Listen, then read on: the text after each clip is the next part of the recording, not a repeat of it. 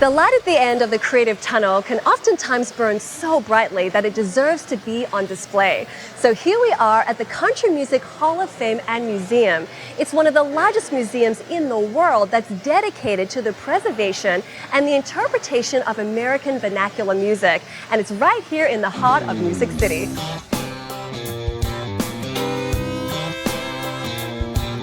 It really does cover the whole spectrum of country music, and the appreciation is only enriched by speaking with a guy like Jeffrey Dunn.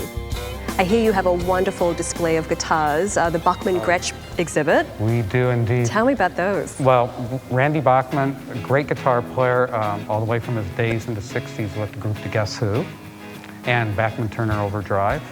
All these years, he has collected Gretsch guitars. He's collected over 300 of them, and we have the most wonderful collection of these guitars. There are about 70 of them. These guitars have been popular and played through a number of different genres over the years, from the 1930s to, nowadays. Well, Jeffrey, tell me about some more of the exhibits that we can see here. Dear to my heart also, that's our Sam Phillips exhibit. Sam Phillips, of course, he's well known for Sun Records and for giving Elvis the opportunity to burst out. But before that, he was very involved in the rhythm and blues scene, and he recorded several great artists that we know, B.B. King, Howlin' Wolf. Sam Phillips' mission was to bring this African-American music and mainstream it. He didn't believe in segregation of any kind, culturally or musically. And that was his mission. Wow, there's so much history in this place. But I also wanted to see where some of this classic music was created. So I took the shuttle over to the historic RCA Studio B to speak with historian Brenda Allen. Brenda, it's such a pleasure to sit here and speak with you, and I feel quite honored to be in Studio B. It's a very historic, iconic recording studio. Tell me a little bit about this place and why it's so special. It is so special because of the historical value. About 45,000 recordings were made at Studio B over the years, from 1957 to 1977. And what sets the studio apart is that of the 45,000 recordings done here, 1,000 were hits.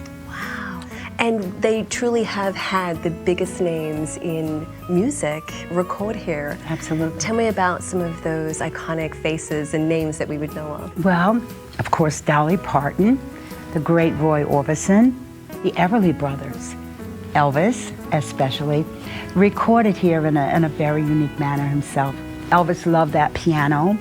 He played on that piano? Every time he was here. He would sit there for maybe a couple of hours before a session with his backup group, and they would gather around and do gospel to warm up before a session. Why is Nashville such a draw for all of these people way back in the day?